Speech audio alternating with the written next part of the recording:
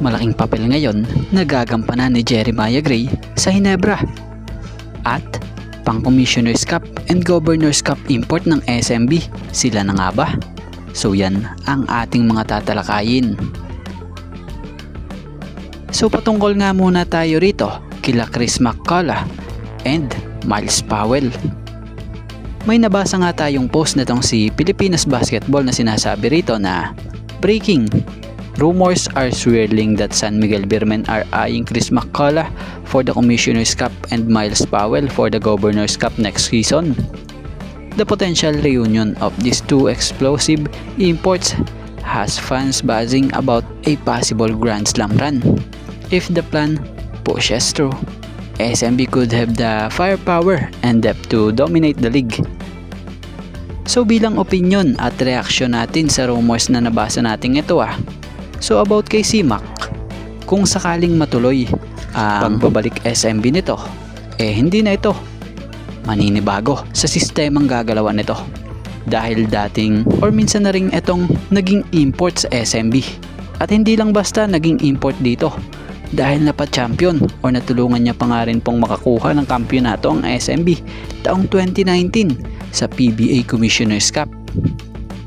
So si C-Mac, may edad lamang ito sa ngayon na 30-year-old. May taas na 6'9". Former NBA player ito. So maligsiring power forward ito. So kung mapapansin nyo sa mga hindi nakakaalam, ito'y kasalukuyang hawak ng team ng Pelita Jaya na siyang nasa liga sa IBL. At about naman kay Myles Powell, ito'y dating naglaro na rin dito sa PBA bilang import sa guest team noon na Bay Area Dragons na siyang nag-runner-up noong taong 2023 after talunin ng team ng Ginebra sa finals. So former NBA player nga rin po ang player na to. At batay sa Wikipedia, hawak ito ng Qingdao Eagles since 2023 sa liga sa China sa CBA. So ito nga'y nag-average dito ng 16.6 points per game, 4.7 rebounds per game, 4.9 assists per game, 0.8 steals per game, at 0.1 blocks per game.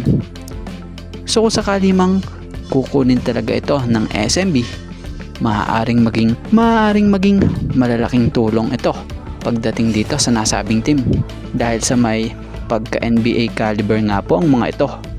So bukod pa doon, bit-bit nila ang napakaraming experience sa paglalaro nila sa iba't ibang bansa at liga. Pero kayo, ano ang opinion nyo sa nabasa nating rumors patungkol dito? Di umano, kila C-Mac and Myles Powell.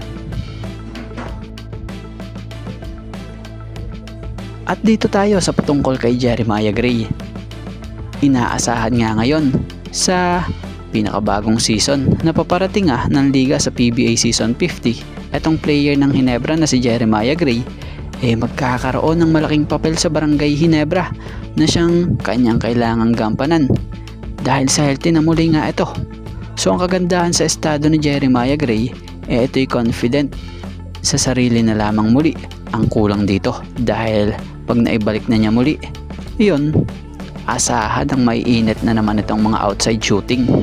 So alam naman natin ang potential or may potential talaga na meron itong si Jeremiah Gray na siyang pwedeng maging core ngayon sa team ng Barangay Ginebra lalo't na wala na yung Jamie Malonzo. Kumbaga, basta magtuloy-tuloy lang yung pagiging healthy niya. So asahan na masasandalan nito sa opensa. Kagandahan pa nga po kay Jeremiah Gray, yung sipag niya at hustle sa depensa pwede niyang maitulong para sa team at sa panibagong kampanya nila dito sa pambansang liga.